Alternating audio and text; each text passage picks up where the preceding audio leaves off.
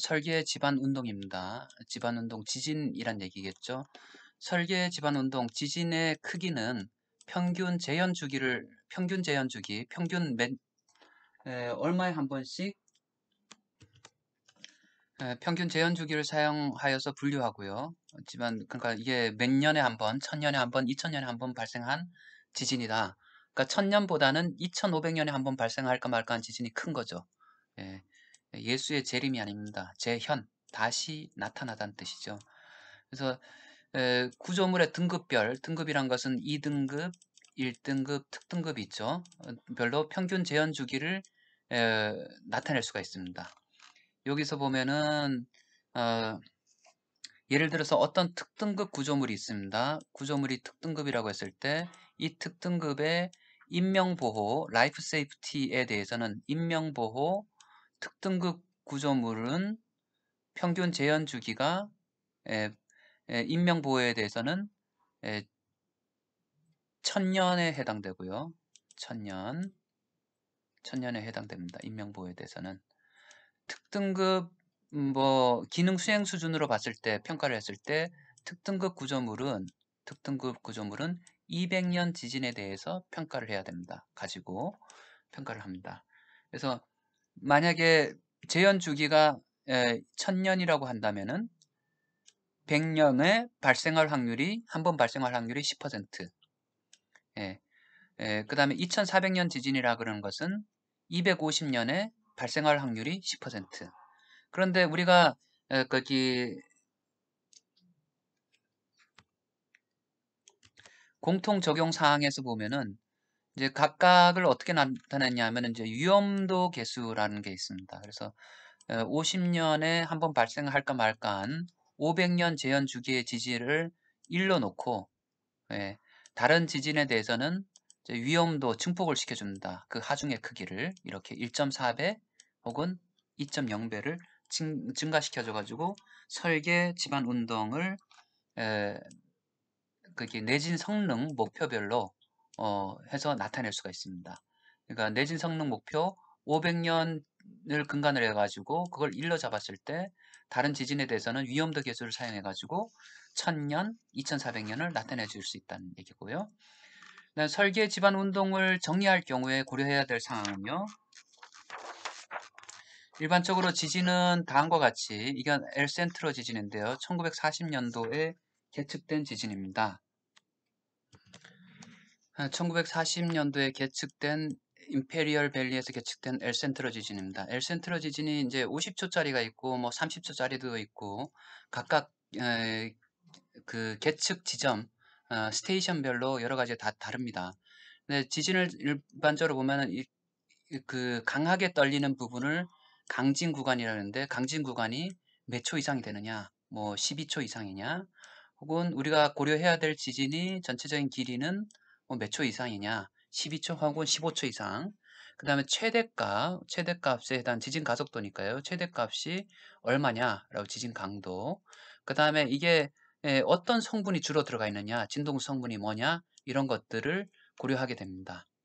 그래서 그 관측 지점에서 이러한 특성은 이제 단층이 얼마큼 떨어져 있느냐, 근거리냐, 아니면 원거리 단층이냐, 지진파의 진행 경로, 그 다음에 집안 상태 등에 달라지는 거죠. 지진이 발생했을 때 이게 얼마큼 멀리 떨어져 있느냐, 얼마큼 깊이 있느냐, 현재 구조물에서 얼마큼 떨어져 있느냐, 이런 거고요. 그다음 집안 조건이 어떠냐, 그 다음에 집안의 깊이가 어떠냐, 뭐 이런 것들이 다 포함됩니다.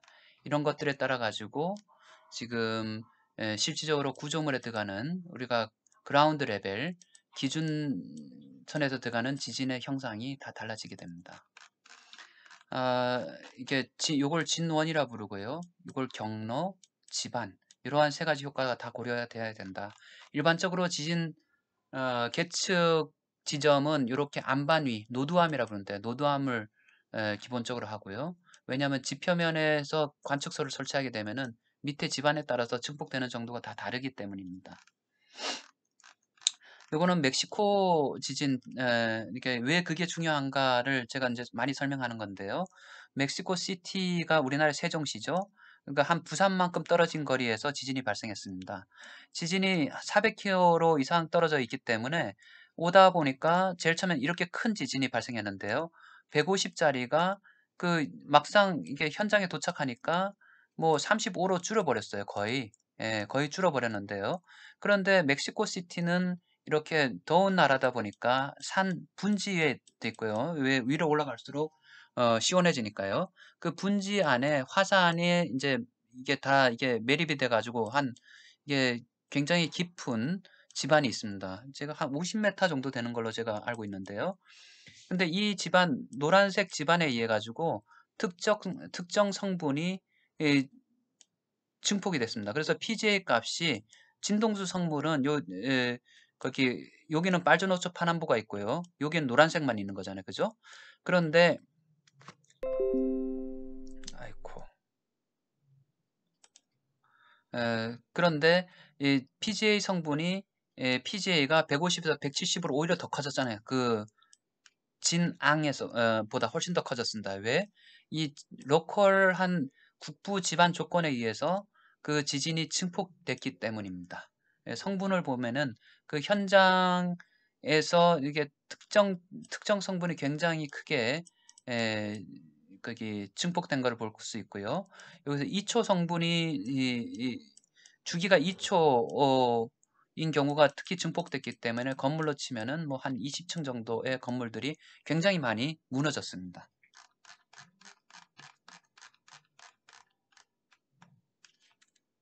다음 그림은 이제 지진의 진도하고 진동 성분의 관계를 나타내는데요. 요거는 이제 세 개의 지진이 있습니다. 세 개의 지진이 있고 지진의 진도가 각각 여기는 지금 어, 크기가 조금 여기는 0.14G에 해당되는 거예요. 빨간색은 좀 더 크고요. 요거는 0.01, 0.11G, 요거는 0.03G, 굉장히 작은 지진입니다. 이것의 진동수를 이제 스펙트럼으로 나타내 보니까 작은 지진인 경우는 고진동수 성분이 많고요. 큰 지진인 경우에 규모가 큰 지진인 경우에 저진동수 그러니까 장주기죠. 장주기 성분이 많습니다. 이해가 되는 것이 큰 지진인 경우에서는 이제 장주기 성분이 계속 살아남은 거고요. 작은 지진인 경우에서는 장주기 성분이 다 죽어가지고 예, 거기 그 고주파 수분이 없는 거죠. 거주파 위주만. 예, 진도와 지속 시간도 보면은 큰 지진일수록 지속 시간이 훨씬 더 크고요. 작은 지진일수록 지속 시간이 짧은 걸 알 수 있고요. 그다음에 규모가 클수록 거기 장주기 성분이 많이 남아 있다입니다. 내신 설계 기준 연구 1997년에 나왔던 애는 집안 운동의 특징을 다음과 같이 정의를 하고 있습니다. 설계 집안 운동이란 것은 부지 작업이 완료된 그러니까 정지 작업 완료된 평평하게 깐 땅이겠죠. 완료된 지표면에서의 자유장 운동, 건물이 없을 때의 운동을 자유장이라고 합니다. 부지 응답이고요. 그 다음에 국지 조건, 좀 전에 노란색 땅 있잖아요. 멕시코 시티에 토질 조건, 지질 조건, 지표 및 지하 지형이 집안 운동에 미치는 영향이 고려돼야 되고요. 기본적으로 지진 재해도라는 것은 우리가 조금 전에 지진 위험도라고 해서 행정안전부에서 제시한 그 지도 있지 않습니까? 그것들은 보통함을 기준으로 평가를 된 거고요. 그다음 설계 지반 운동은 진폭, 진도에 해당되는 거고요. 진동수 성분, 그다음 지속 시간이 고려돼야 된다는 얘기고요. 설계 지반 운동은 수평 두 방향하고 수직 방향이 고려되고요. 그 다음에 수평 두 방향 성분은 세기와 특성이 동일하다는 얘기죠. 수직 성분에 비해서 다르다는 얘기죠. 그 다음에 수직 방향은 수평 성분의 3분의 1로 없는 경우에 가정할 수 있고 진동수 내원과 지속 시간은 동일하다고 가정해냈는데요. 공통 적용 상황에서는 이 7번 항목에 해당되는 것이 수직 성분은 수평 성분의 3분의 2가 아니라 0.66이 아니라 0.77로 쓸 수 있다, 가정할 수 있다라고 했습니다. 더 커진 거죠. 엄청나게 커진 거예요, 사실은. 수직,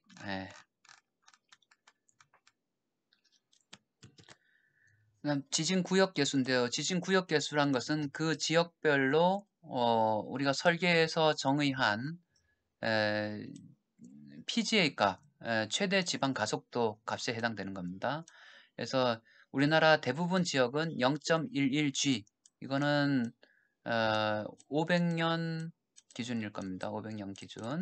근데 요거에다 만약에 400년 기준으로 되면은 곱하기 2를 해줘가지고 0.22G가 되는 거죠. 0.22G.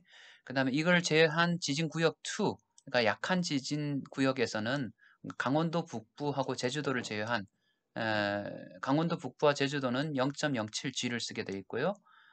구역 개수, 실질적으로 G 값입니다. 이렇게 두 개의 지진구역으로 나누었다입니다.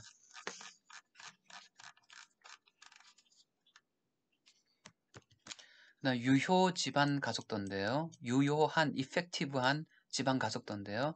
이것은 나라에서 국가 지진 위험 지도나 혹은 행정구역을 기준으로 그 값을 안반 지반에서의 지반 운동 수준을 제시하고요. 그러니까 이 지도는 저희 구조 시스템 연구실에서 다운로딩 받을 수 있고, 행정구역을 기준으로 한 것은 바로 앞에서 0.11, 0.07이라고 나와 있고요. 그 다음에 지방 가속도를 국가 지진 위험도를 우선으로 결정하고, 만약에 자 결정하기 힘들다, 아니면 우리는 더 큰 값을 쓰고 싶다 라고 하면은 보수적인 값으로 행정구역에서 결정한 0.11하고 0.07을 쓸 수가 있다. 그 다음에 우리가 구조물별로 재현 주기가 다르다고 했잖아요. 그죠? 우리가 뭐 재현 주기가 뭐 덜 중요한 구조물인 경우는 만약 뭐 500년 하면 조금 더 중요한 건 1000년, 더 중요한 것은 2400년.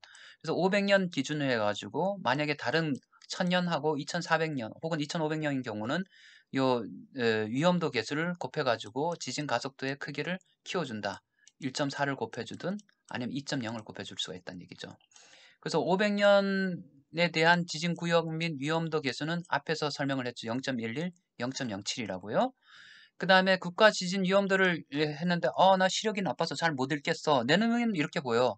라고 하는데 그 값이 거기서 구한 유효 지방 가속도가 행정구역에서 구한 값은 굉장히 보수적인 값이에요.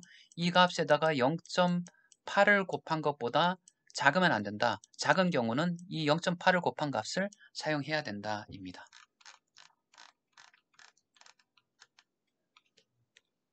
자, 설계 집안 운동을 특성을 나타내면 뭘로 나타내냐면은 응답 스펙트럼으로 나타내게 되고요. 지진의 특성을. 그것을 이제 설계에 사용한다면은 설계 응답 스펙트럼 해가지고 5% 감쇄에 대해서 응답 스펙트럼을 만들었을 때 표준 설계 응답 스펙트럼이라고 부릅니다. 스탠다드 DRS, 디자인 리스폰스 스펙트럼입니다.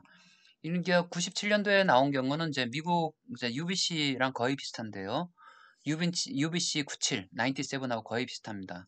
그래서 이럴 경우에 응답 스펙트럼 다음과 같은 형상이고, 여기에 들어가는 가속도 보정 계수, 그 다음에 속도 보정 계수 CA와 CB, Velocity Acceleration Coefficient들은 다음과 같이 이렇게 이런 값들을 사용한다 라고요. 우리가 앞에서 썼던 것처럼 지진구역 1일 때는 0.11, 지진구역 2일 때는 0.07이라는 PGA 값이 들어가게 됩니다. 그래서 집안이 좋을 경우, 나쁠 경우 각 값을 이제 다르게 쓸 수가 있다. 그럽니다. 이게 미국 걸 거의 그냥 갖고 온 거기 때문에요. 이제 형상은 그대로 갖고 왔고요. 그다음 우리나라에서 이제 2017년도에 20년이 지난 후에 공통 적용 사항이라 그래서 응답 스펙트럼을 또 제시를 했습니다. 다음과 같이 5% 감쇄비에 대해서 수평 가속도 표준 설계 응답 스펙트럼은 다음과 같이 나타낼 수가 있습니다.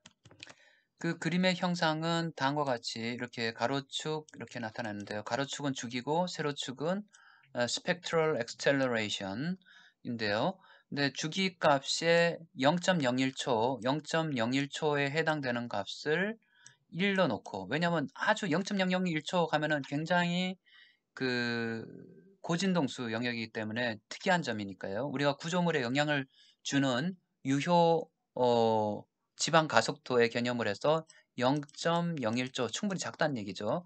에서의 가속도를 1로 놓고 1로 놓은 상태에서 그림을 이렇게 나타내는데요. 이런 식으로 나타낸 것을 가지고 5% 감쇄비에 대해서 수평, 가속도, 표준 설계 응답 스펙트럼이고요. 그 그림을 나타내기 위해서 이제 필요한 점들, 여기 그림을 보면요. 제일 처음에 T0값, TS값, 그다음 TL값, 이건 변이의 영향을 받고요. T자승, 속도, 가속도, 그 다음에 집안에서의 유효집안 가속도 0.01초에 해당되는 겁니다. 이 값들을 각각 이제 어떻게 구하는지, 곡선은 뭔지 이렇게 감쇄비에 따라서 나왔고요. 알파 A 값이 이제 표준 같은 경우에 2.8, 2.5보다 훨씬 더 크네요. 이렇게 단주기 성분이 굉장히 늘어난 것 같습니다. 그래서 각각에 해당되는 공식 A 구간, 여기 A 구간, A는 요거고요. 0.01, 여기 B 구간, C 구간, 그 다음에 D, TS보다 클 경우에 어떻게 쓰는지 이렇게 나와 있습니다.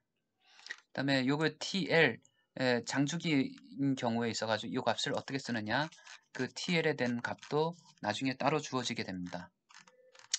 수직 가속도, 수평에 비해서 수직 가속도 표준 설계 스펙트럼은 최대 77%다. 수평에. 그 다음에 0.01초를 쓰는 건 같고요.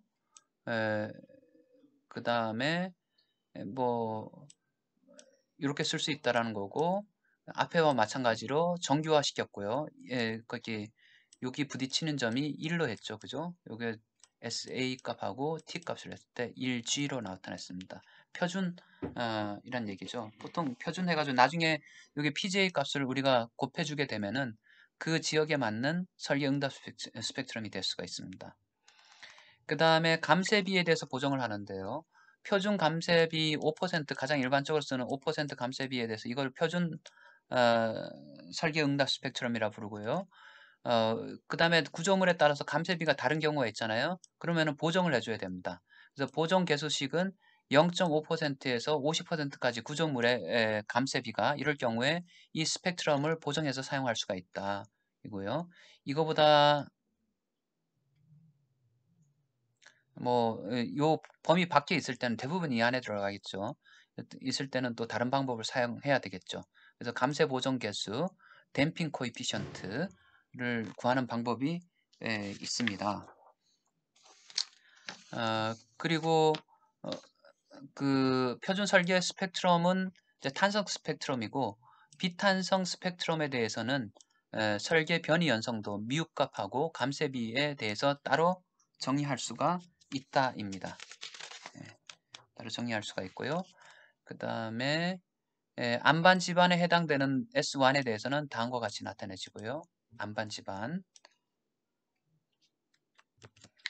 안반 집안이 아닌 다른 집안 S1이 아닌 S2, 3, 4, 5인 경우에 있어서는 증폭 개수, 가속도 혹은 속도 증폭 개수에 따라서 스케일링을 해줘야 됩니다. 우리가 앞에서 CA와 CV 값을 쓴 것처럼 여기서도 FA와 FV를 썼습니다. 그 쓰는 값을 보면은 다음과 같습니다. 이렇게. 그래서 그 값이 계속 증폭되는 거죠. 이제 안반보다 집안 증폭 효과를 나타낼 수 있습니다. 가속도 증폭, 이걸 단주기라 부르고요. 속도 증폭, 장주기 증폭 개수라고 부릅니다. 그래서 그렇게 거기에 구성한 이제 S2, 3, 4, 5의 거기 응답 스펙트럼은 다음과 같습니다. 예. 그리고 이제 이 설계 스펙트럼 뭐 피해 나가는 거죠. 설계 스펙트럼보다 우수하고 합리적이라고 입증된다면은 부지 고유 집안 응답 해석을 이용할 수도 있다. 그러니까 S2, 3, 4, 5를 쓰던지, 왜냐하면 안반에서 지진을 S1 집안이라 했잖아요. 근데 요 위에 층상이 돼 있어요. 층상이 돼 있어서 그러면 만약에 여기에서의 응답이 요것의 집안 조건에서 S2, 3, 4, 5 중에 하나인 경우는 여기서의 응답을 요거를 쓰면 되고요. 근데 요거를 부지응답 해석을 통해서 다 여기서 구한 설계 응답 스펙트럼을 떨어져 가지고 여기서 실제로 되는 것을 해가지고 부지응답 해석을 통해 가지고 이것 대신에 이놈을 사용할 수도 있다 입니다.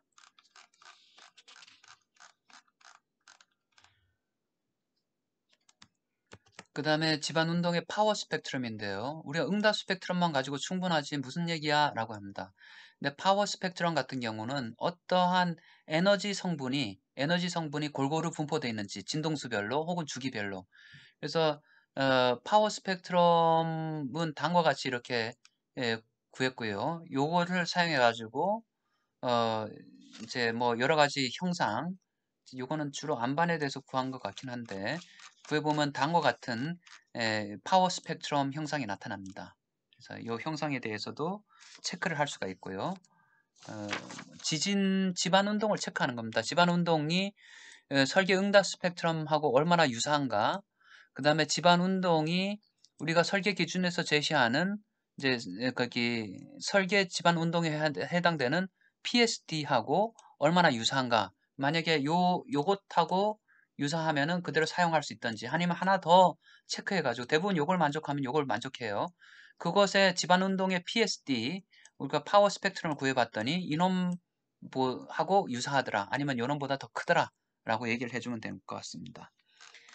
가속도 시간 이력인데요. 가속도 시간 이력은 좀 전에 봤듯이 우리가 가속도 시간 이력이란 것은 가속도, 속도, 집안 변이로 나타낼 수 있고요.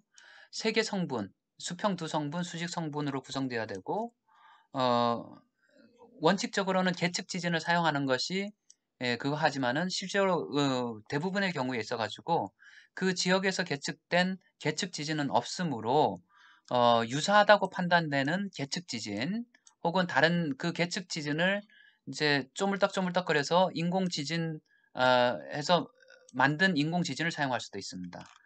그러니까 그렇다면 대부분 이제 인공 가속도 시간 이력인데요. 왜냐하면 엘센트로 지진이 우리 지역에서 발생하는 지진이 아니니까요.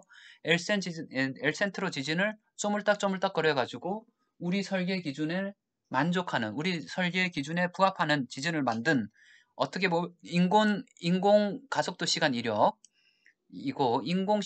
가속도 시간 이력은 우리가 계측된 지진을 이렇게 조금 쪼물딱거려서 만들 수가 있고요. 아니면은 랜덤 이론에 의해서 아예 생소하게 만들 수가 있습니다.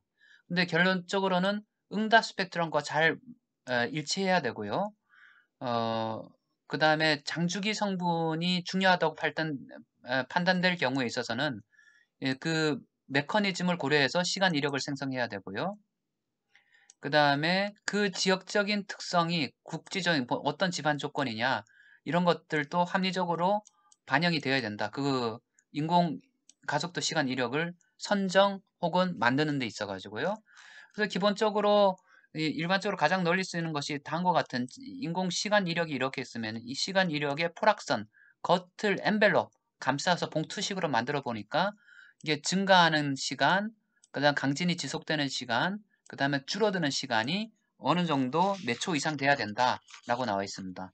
우리나라 같은 경우에 6에서 6.5라고 한다면은 증가하는 시간이 1초, 그 다음에 강진 구간이 7초, 그 다음에 줄어들가는 시간이 9초 해가지고 총 합쳐가지고 17초 이상이 돼야 되겠네요. 그죠? 그래서 표준 설계 응답 스펙트럼에서 대응하는 가속도 시간 이력 작성하기 위해서는 이제 가속도 시간 이력 거기서 맞는 거 하면은 최소한 이제 컷오프 프리퀀시는 50Hz 이상이 돼야 되고요. 그 다음에 포락, 그 다음에 PSD 값은 다음과 같이 구할 수가 있고요. 이제 이렇게 구해가지고 서로 막 비교하는 거죠. 에, 누적 에너지인데요. 누적 에너지가 아리아스 인텐서티로 누적 에너지가 5에서 7%, 이거 그림으로 뒤에 나타냈을 텐데요. 보면은 이제 이렇게 누적으로 이렇게 나타내 보면은 퍼센티지로 해서 100% 누적 분포 시간 이력을 계속 누적해 보면요. 누적해 보면은 이런 식으로 양수로 해가지고 나오면은 5%에서 75%에 해당되는 시간 구간이 얼마 이상이 돼야 된다. TM에서 강진 지속 기간이죠. 그 다음에 그 다음에 5% 표준 설계 응답 스펙트럼이니까, 그래서 5% 응답 스펙트럼을 작성해서 표준 응답 스펙트럼하고 서로 비교했을 때 그 설계 응답 스펙트럼보다 10%는 작아서는 안 되고요. 그 다음에